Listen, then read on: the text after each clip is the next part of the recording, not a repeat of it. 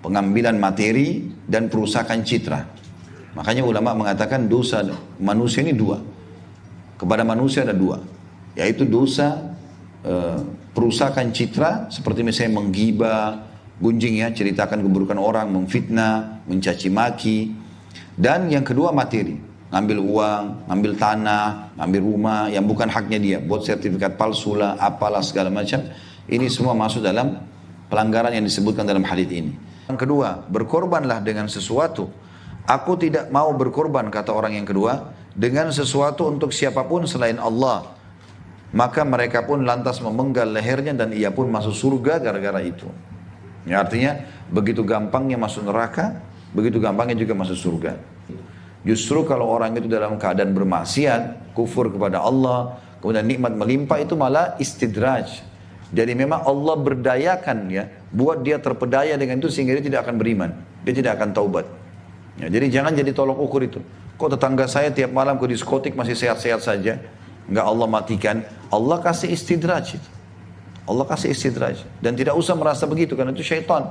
Mestinya kita merasa alhamdulillah ya saya tidak lakukan itu. Mudah-mudahan Allah kasih dia hidayah dan seperti itulah. Menandakan memang pencurian tidak boleh sama sekali, hukumnya haram. Ya. Jangan tertipu oleh syaitan, nggak apa-apa, ambil saja, nanti minta maaf, nanti taubat. Hukum dera, cambuk, disebabkan sebesar kepala jarum dari khamar. Kalau ada orang minum setetes saja khamar, itu sudah cukup untuk diderah. Kalau dia kedapatan.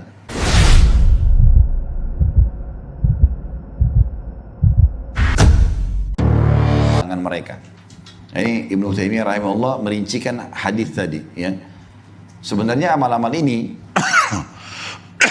mati syahid di medan perang, ya. Kemudian menuntut ilmu dan jadi ulama, serta juga suka berinfak jalan Allah adalah ibadah yang besar. Tapi diikuti dengan keikhlasan. Ada orang mau mencontohi perbuatan-perbuatan orang-orang saleh ini, tapi dia memang tidak niat untuk mendapat ridhonya Allah. Maka ini adalah orang yang paling jelek. Karena orang yang berinfak, orang yang mati syahid, orang yang menuntut ilmu tadi menjadi ulama yang ikhlas adalah orang yang terbaik. Ya, karena kata Nabi SAW, al-ulama warathatul anbiya. Ulama adalah pewarisnya para nabi. Maka berarti orang yang coba menyerupai mereka, mau jadi alim tapi tidak ikhlas, bukan mencari ridhonya Allah, adalah orang yang paling jelek. Ini adalah merincikan hadis tadi yang sudah kita paparkan. Hadis selanjutnya disebutkan dalam hadis Bukhari. Ini hadis ketiga kita di pagi ini. Imam Bukhari menyebutkan di nomor 6169.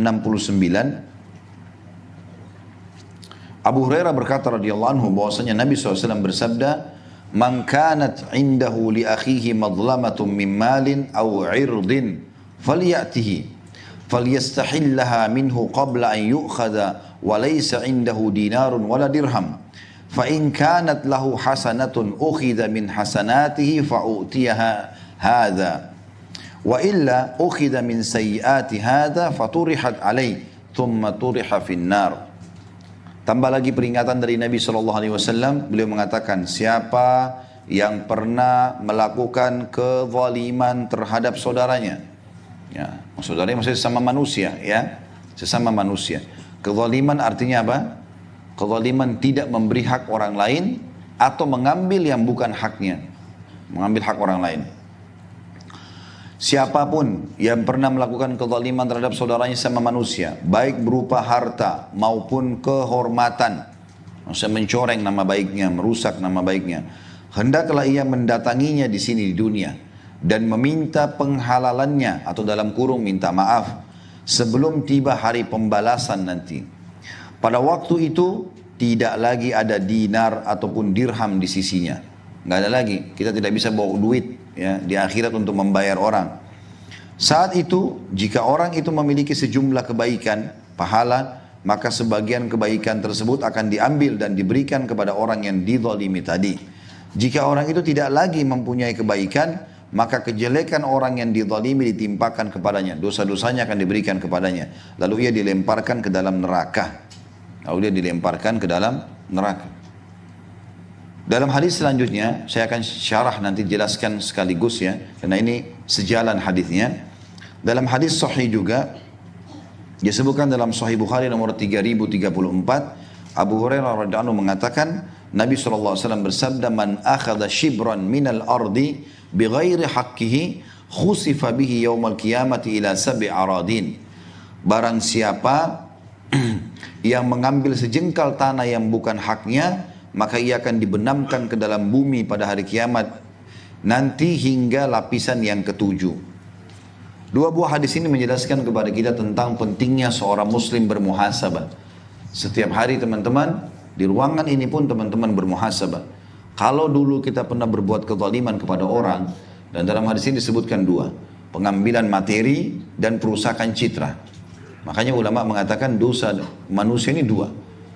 Kepada manusia ada dua, yaitu dosa perusakan citra, seperti misalnya menggibah, gunjing ya, ceritakan keburukan orang, memfitnah, mencaci maki. Dan yang kedua materi, ngambil uang, ngambil tanah, ngambil rumah yang bukan haknya dia, buat sertifikat palsu lah, apalah segala macam. Ini semua masuk dalam pelanggaran yang disebutkan dalam hadits ini. Dan dikatakan oleh Nabi SAW, diingatkan baik-baik, mumpung masih di dunia, seperti Bapak Ibu dan saya sekarang pagi ini sudah mendengarkan sama-sama, mumpung masih di dunia, selesaikan, minta kehalalannya, datang ke orangnya. Maaf ya, saya dulu belum faham agama, saya dulu pernah menggibah kamu, saya pernah menggibah Anda, kalau dia lebih tua misalnya, saya pernah tidak tahu itu, dan saya pernah sebutkan, saya pernah sangka buruk dan seterusnya, maka minta maaf, apapun konsekuensinya saya mau jalani, gitu kan. Kalau misalnya seperti ada seorang syekh pernah, atau seorang ulama di zaman dulu ya, zaman ini kisah klasik, muridnya datang mengatakan, saya pernah merusak nama Anda, saya pernah menggibah, saya mau minta maaf. Kata gurunya, boleh, silakan, tapi dengan syarat, kau harus perbaiki nama saya lagi. Maka dia jalankan konsekuensinya. Bagaimana caranya? Berdoa sama Allah, ya Allah ingatkan saya siapa saja orang yang pernah saya lakukan ghibah ini padanya, gitu loh. Maka hati-hatilah ya. Di sini berat. Ada seorang guru pernah didatangi, saya dapat kisah ini dari beberapa teman. Didatangi oleh muridnya, rupanya muridnya juga menceritakan keburukan gurunya. Lalu dia datang, dia mengatakan, guru saya mau minta maaf, ya, saya mau minta maaf. Maka saya mau berusaha untuk menyelesaikan permasalahan saya, karena saya pernah menceritakan aib Anda. Lalu gurunya menyuruh mengambil sapu. Kemudian sapu itu disuruh oleh gurunya sepanjang jalan dari rumah dia ke rumah gurunya. Besok harinya disuruh cabutin ya, sapu itu satu-satu. Ya, kalau sapu kan biasanya banyak tuh ya, itu dicabut satu-satu. Dan setiap kali dia cabut, setiap kali dia jalan dia harus cabut sampai nanti ke rumah gurunya. Dicabutlah sama dia semua. Sampai tiba di rumah gurunya, gurunya bilang, kamu sudah lakukan? Dia bilang, sudah saya lakukan. Baik, besok saya minta kamu datang lagi ke sini, kumpulin kembali itu semua sampai ke sini, bawa ke sini. Maka keesokannya muridnya lagi berusaha untuk kumpulin, demi untuk menebus kesalahannya. Maka dia coba kumpulin, ternyata sudah ditiup angin, sudah tidak ada kemana. Jadi yang dikumpulin cuma sebagian saja, cuma sebagian. Maka dia pun sampai ke rumah gurunya. Lalu gurunya tanya, apa yang kau sudah dapatkan? Dia bilang, saya cuma dapat beberapa helai saja. Mana yang lainnya? Entah kemana, ditiup angin dan segala macam. Kata gurunya, ambillah pelajaran. Itu seperti perkataan ghibah yang kau sebarkan. Kau sudah sebarin, maka nyebar kemana-mana. Kalaupun kau mau perbaiki, cuma seperti sehelai-helai rambut yang kau bisa datangkan. Cuma sebagian orang yang kau ingat. Dan itu bisa menjadi dosa terus berlanjut padamu. Lalu untuk apa teman-teman kita cerita aibnya orang? Apa gunanya buat kita? Manfaatnya apa? Kalau orang lain ceritakan kita nggak masalah. Kita malah dapat transfer pahala, gitu kan? Biarin aja dia cerita, nggak ada masalah. Orang itu ghibah saya, orang itu fitnah, biarin aja, senyum, bagus, dapat pahala kok. Kalau kita bisa nasihatin, nasihatin. Kalau dia tidak mau dengar, ya sudah gitu. Karena memang jelas-jelas seperti itu. Makanya saya pernah ceritakan, Hasan Basri atau Abdullah bin Mubarak rahimahullah, salah satu ulama tabi'in, pernah dighibah oleh seseorang. Dia kebetulan baru beli kurma dengan tangkainya. Ini biasanya cukup mahal harganya, karena sama tangkai-tangkainya gitu. Maka dia bilang sama muridnya yang mendatangkan informasi itu, bawa ini ke rumah orang itu dan sampaikan pesan saya. Bilang, karena kau sudah berbagi pahalamu, maka aku berbagi kurma ini untukmu. Dibalas dengan makanan malah, gitu kan. Jadi orang-orang saleh tidak perlu khawatir dengan gangguan orang, karena gangguan orang justru dia tahu akan menambah derajatnya. Tapi jangan kita yang melakukan itu. Jangan balas keburukan dengan keburukan. Sudah sering kita nasihatin ini. Kalau gini ghibah saya, Ustaz, saya juga ghibah dia. Ini juga fitnah, saya juga fitnah. Jadi sama-sama dapat dosa. Dia dihukum, kita dihukum. Jangan. Itu kebodohan namanya. Jangan kita ikut-ikutan dengan arus itu. Ya. Maka Nabi SAW mengingatkan, siapa yang punya kezaliman di sini? Masalah perusakan citra dan juga pengambilan harta. Kalau pengambilan harta, dia harus minta maaf. Sama dengan ghibah minta maaf. Kemudian kalau ghibah dia perbaiki citranya orang itu. Kalau materi dia kembalikan. Benda mencuri apapun kembalikan. Kecuali orang itu sudah menghalalkan. Makanya Nabi SAW ingatkan, siapa yang pernah melakukan kezaliman pada saudaranya, maka dia harus minta kehalalannya sekarang di dunia. Sebelum datang hari tidak ada lagi manfaatnya dirham dan dinar. Percuma, nggak ada negosiasi di sana. Riwayat lain berbunyi, kata para sahabat, ya Rasulullah, lalu bagaimana di sana? Kata Nabi SAW, pahalamu atau dosanya dia. Pahalamu dibagi-bagi nih, habis maka diganti dengan dosa mereka. Sebagian ulama menjelaskan tentang hadis muflis. Kalau tentu kita sudah tahu hadis bangkrut ya. Sudah sering disebutkan oleh para ustaz-ustaz kita ini. Apa kalian tahu siapa orang yang bangkrut? Kata para sahabat, ya Rasulullah, tidak dirham dan hartanya. Kata Nabi SAW, bukan itu. Orang yang datang hari kiamat disebutkanlah. Bawa pahala sholat, bawa pahala zakat, bawa pahala haji, bawa pahala ini dan itu. Kemudian sisi lain disebutkan ada 4 di sini. Ya, kalau saya tidak salah ada 4 atau 5. Dikatakan dan sisi lain dia pernah memukul orang ini. Pernah mencaci maki orang itu. Pernah mengambil haknya orang ini. Ya. Pernah ini dan itu. Jadi ada 4 atau 5 saja Nabi sebutkan. Dan kata Nabi SAW setelah itu, maka datanglah orang-orang ini mengambil pahala-pahalanya. Kalau seandainya sudah habis pahalanya, masih ada nuntut, maka diambil dosa-dosa mereka. Makna hadis ini kata sebagian ulama, berarti bisa saja satu perbuatan dosa dari mencaci maki orang, dari ya menggibah, dari memfitnah, ya dari memukul orang, mengambil haknya yang bukan hak dia, sudah cukup untuk menghabiskan semua pahalanya. Walaupun dia sholat, karena kata Nabi SAW, ma askara kathiru faqalilu haram. Yang kalau dikonsumsi banyak memabukkan maka sedikitnya haram. Kalau minum 1 gentong alkohol mabuk, berarti setetesnya haram. Nggak boleh sama sekali. Jangan nggak beremeh, tetap haram ya haram, jangan disentuh. Lalu yang ketiga, seseorang wanita masuk neraka disebabkan seekor kucing. Ini pernah juga kita sebutkan, hadis Bukhari. Kata Nabi SAW, seorang wanita Allah masukkan neraka karena dia mengurung seekor kucing di dalam satu ruangan, tidak diberikan makan, tidak diberikan minum, dan juga tidak dibiarkan makan dari serangga tanah. Ya. Karena sakit hati sama kucing saja, lalu dikurung dan disiksa. Sudah cukup membuat dia masuk ke dalam neraka. Kemudian yang terakhir, yang keempat, dikatakan sebuah pakaian berubah menjadi api bagi orang yang mengambilnya secara tidak sah meskipun dia terbunuh sebagai syahid. Ini juga disebutkan dalam hadis Bukhari. Pernah ada salah satu budak Nabi SAW yang Nabi bebaskan, sahaya Nabi yang Nabi bebaskan. Namanya Khirkhira. Rupanya dia ikut peperangan bersama Nabi SAW. Pada saat dia lagi turunkan pelanah kudanya Nabi, tiba-tiba ada anak panah nyasar entah dari mana, kena dia. Jatuh mati. Kata para sahabat, luar biasa orang ini. Mati syahid dia. Kita keluar dari Madinah jauh-jauh mau mati syahid tapi tidak dapat. Orang ini pas peperangan sudah selesai, ternyata ada panah dari arah musuh. Secara kasat mata mati syahid. Panahnya musuh yang kena dia di medan perang, gitu kan. Walaupun perang sudah selesai. Maka kata Nabi SAW tidak. Dia masuk neraka. Lalu para sahabat bingung, kok bisa masuk neraka? Sesungguhnya kata Nabi SAW, sepotong kain yang dia masukkan di dalam kantongnya, dia rupanya di kantongnya mantan budak Nabi ini ada potongan kain yang dia ambil dari harta rampasan perang sebelum dibagi. Jadi kita hukumnya teman-teman, terutama laki-laki, perlu faham, kalau kita sedang berjihad di jalan Allah, berperang lalu kita menang dengan izin Allah, maka semua yang ada di kancah peperangan adalah harta rampasan perang, namanya ghanimah.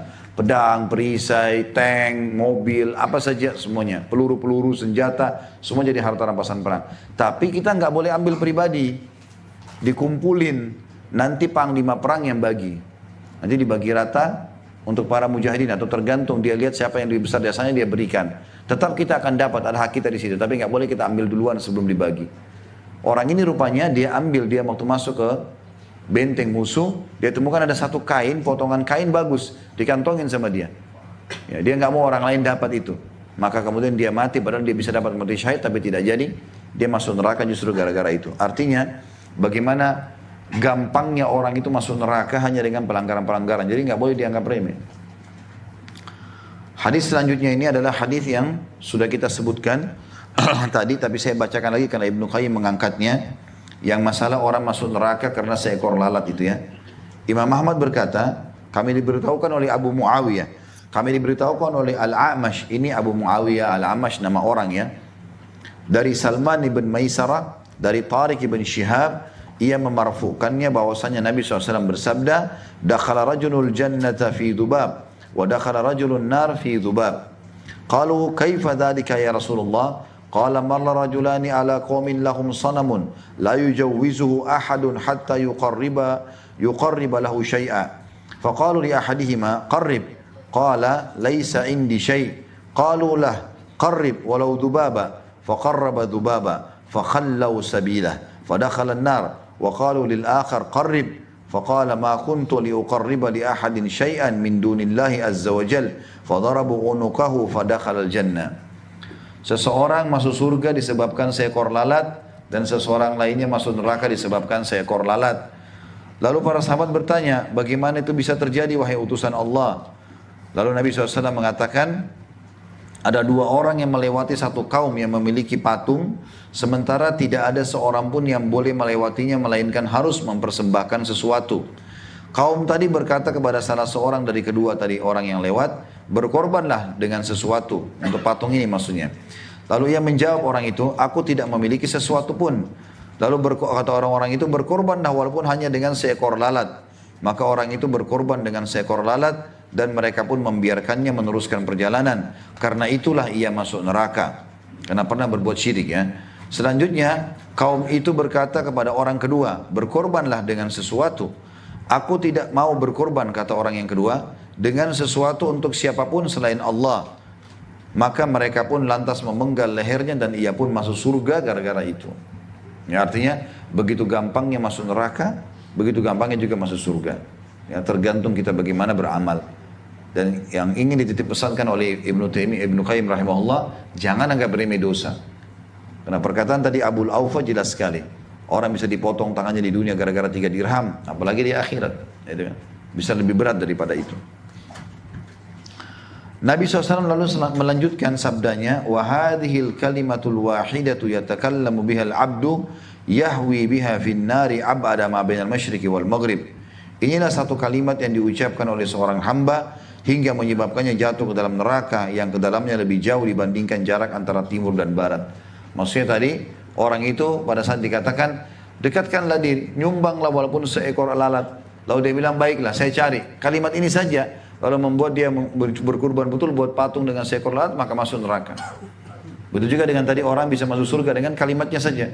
Dekatkan dirimu, berikan sesajen. Enggak, saya enggak mau. Berikan ya sesuatu kecuali kepada Allah. Maka dipenggal lehernya masuk surga.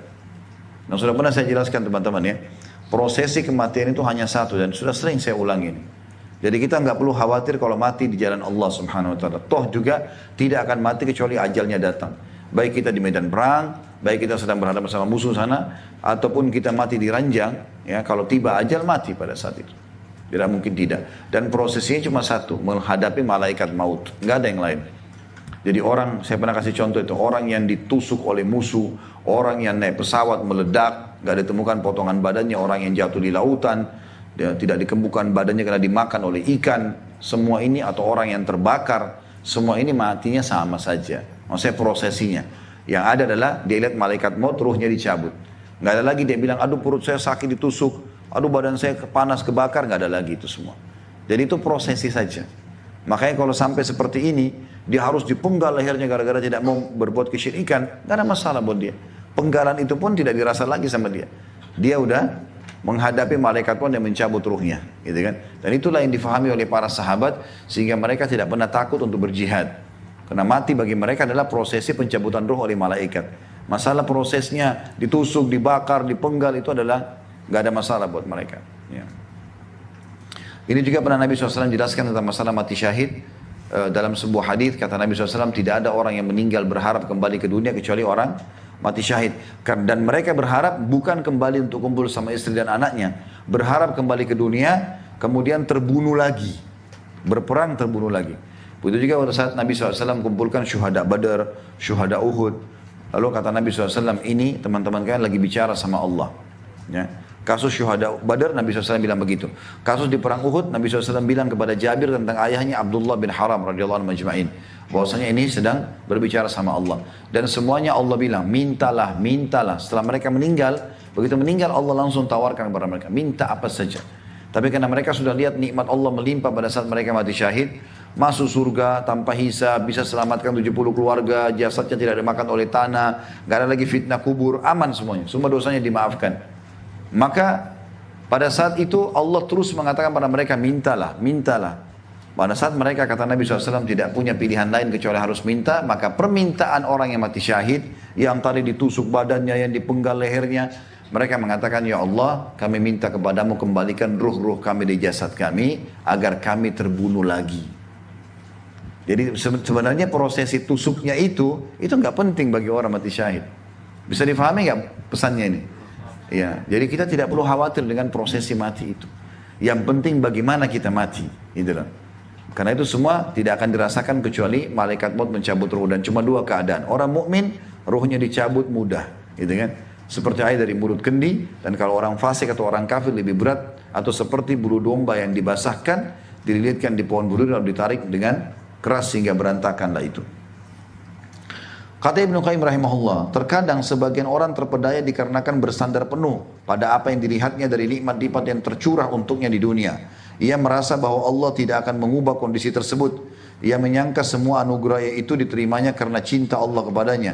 Bahkan dia akan memberikan yang lebih baik untuknya di akhirat nanti. Inilah contoh orang yang tertipu. Maksudnya dia lihat nikmat-nikmat ini banyak, kesehatan, segala macam harta. Lalu dia pikir nggak masalah lah, Allah kasih saya ini walaupun saya berdosa kok. Seringkali ada orang berbuat maksiat begitu hujahnya, argumentasinya. Seakan-akan Allah tidak akan balik keadaannya. Toh saya sudah lama berzina, Allah nggak hukum juga, naudzubillah. Atau saya sudah lama mabuk tapi Allah juga nggak hukum. Saya sudah sekian tahun merokok, nggak apa-apa, dan seterusnya. Selalu berargumentasi dengan itu. Uniknya dia nggak bersangka yang terbalik. Misalnya dia mengatakan, alhamdulillah ya Allah masih belum hukum saya, segera saya tobat, gitu loh. Enggak, tapi kesannya kayak menantang, gitu kan. Seperti perkataan sebagian orang liberal di Indonesia itu kan, yang mereka mengatakan bahkan disebarkan di medsos mereka, ya kalau kaum Lut pelaku homoseksual Allah hukum, maka kenapa Allah tidak hukum? Sekarang negara-negara banyak. Kok kesannya nantang Allah? Dan itu terjadi pada umat-umat sebelum kita. Tidak datang azabnya Allah kepada kaum Nuh, kaum Lut, ya, kaum Samud, kaumnya Nabi Saleh, dan kaum-kaum yang lain kecuali setelah mereka menantang. Waktu mereka masih belum menantang, kalau cuma sekedar menolak, bimbang, itu masih belum datang azabnya Allah. Tapi begitu mereka tantang, selesai. Langsung datang hukuman Allah subhanahu wa ta'ala. Kalau orang-orang seperti ini memang mau menantang Allah, dia pergi aja ke satu pulau, tinggal di mana, jangan ikut-ikutkan kita. Gitu kan? Karena itu bisa azabnya Allah datang kena semua. Makanya harus dibantah gitu. Ya. Kalau Allah SWT berikan kesempatan kita bertobat teman-teman dan belum dihukum, itu rasa cintanya Allah yang harusnya kita sadari. Bukan malah kita lakukan itu. Masa kalau kita belum ketahuan mencuri di kantor tetap aja mencuri terus? Kan jadi masalah baru itu, bertumpuk terus permasalahannya. Nanti beda kalau dia mencuri 1 juta dengan dia curi 100 juta. Pasti akan beda hukumannya juga. Penjaranya juga lebih banyak gitu kan. Enggak, dia enggak ketahuan, dia harus sadar, taubat kembalikan yang bukan haknya. Mestinya begitu ya. Imam Ahmad juga berkata, kami diberitahu Yahya bin Gailan, kami diberitahu sebuah riwayat dari Rishdin bin Sa'ad, dari Harmala bin Imran At-Tujubi, dari Uqbah bin Muslim, dari Uqbah bin Amir, dari Nabi SAW beliau bersabda, Idza ra'aita Allah azza wa jalla yu'til abda minad dunya ala ma'asihi ma yuhib fa innama huwa istidraj. Jika kamu melihat Allah subhanahu wa ta'ala memberikan sebagian nikmat dunia kepada seorang hamba sesuai kesukaannya di atas berbagai kemaksiatan, ada mobil, ada rumah, badannya sehat, segala macam, wajahnya tampan, cantik, sementara dia dalam kemaksiatan, maka itu adalah istidraj atau kenikmatan yang menipu. Ya, karena Allah subhanahu wa ta'ala sudah tahu dia tidak akan taubat, ya sudah. Sekalian Allah buat dia lalai, seperti itulah. Ini sesuai dengan firman Allah subhanahu wa ta'ala. Ini dalil kita yang terakhir ya. Kita akan buka pertanyaan di sini, setelah ini insyaAllah. Setelah menjelaskan hadis ini, Rasulullah SAW membacakan firman Allah subhanahu wa ta'ala dalam surah Al-An'am ayat 44. A'udzu billahi minasyaitonir rajim. Falamma nasu ma dzukiru bihi fatahna alaihim abwaba kulli syai'in hatta idza farihu bima utu akhadnahum baghdatan fa idahum mublisun. Maka ketika mereka melupakan peringatan yang telah diberikan kepada mereka, kami pun membukakan semua pintu kesenangan untuk mereka. Sehingga ketika mereka bergembira dengan apa yang telah diberikan kepada mereka, kami siksa mereka secara tiba-tiba. Maka ketika itu mereka terdiam putus asa.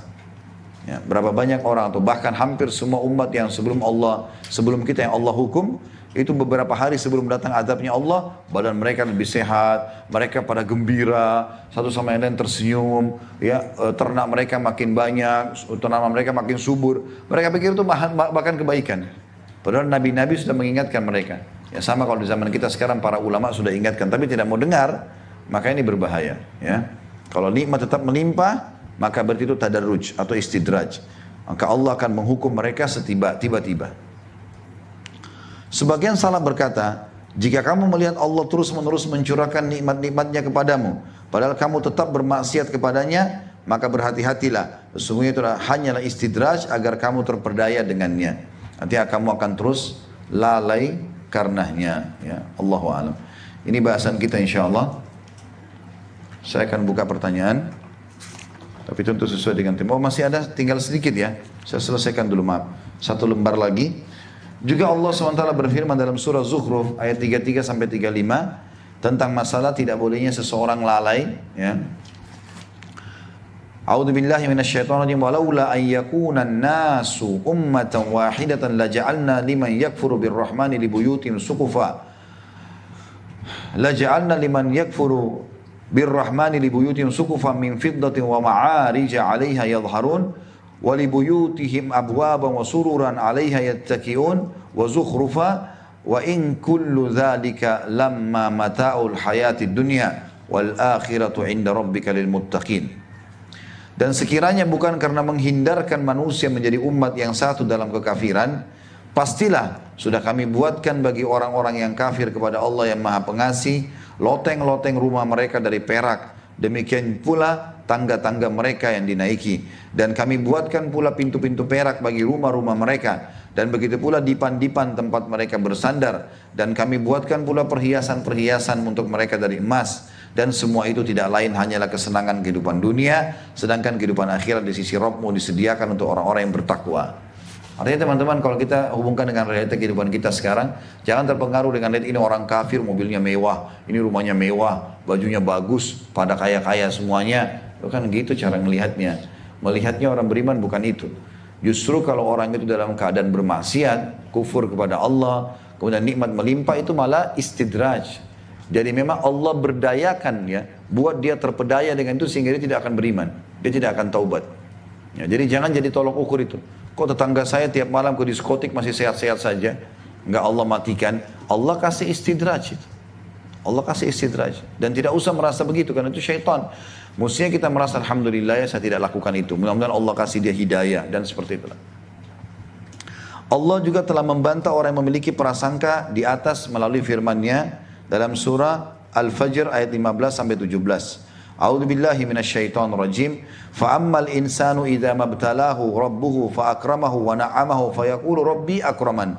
Wa amma idza mabtalahu fa qadara alaihi rizqahu fa yaqulu rabbi ahanan. Kalla. Al-ayat.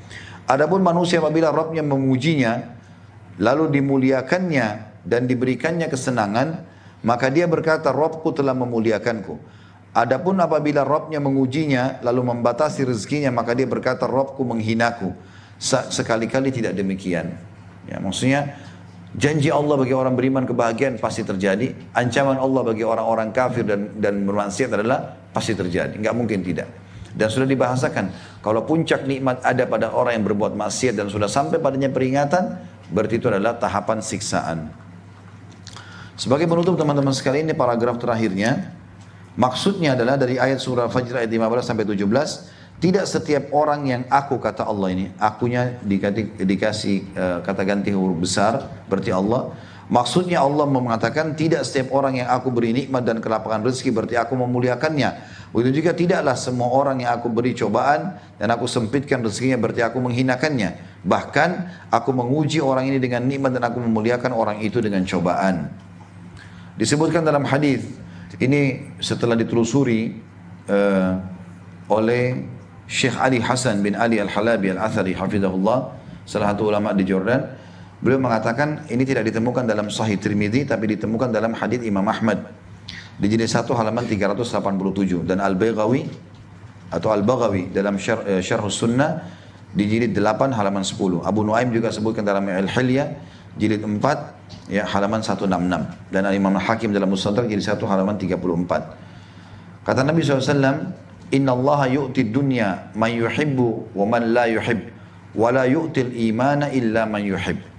Sesungguhnya Allah memberikan kenikmatan dunia kepada orang yang dicintai dan orang yang tidak dicintainya.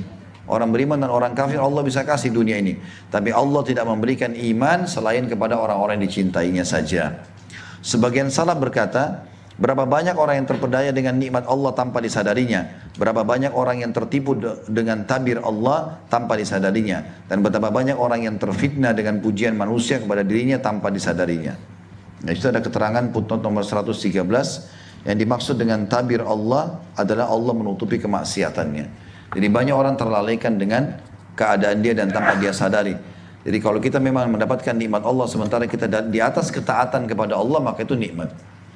Tapi kalau kita sedang bermaksiat dan ada nikmat, itu berarti tadarruj atau tahapan siksaan. Allahu a'lam. Baik, ini bahasan kita.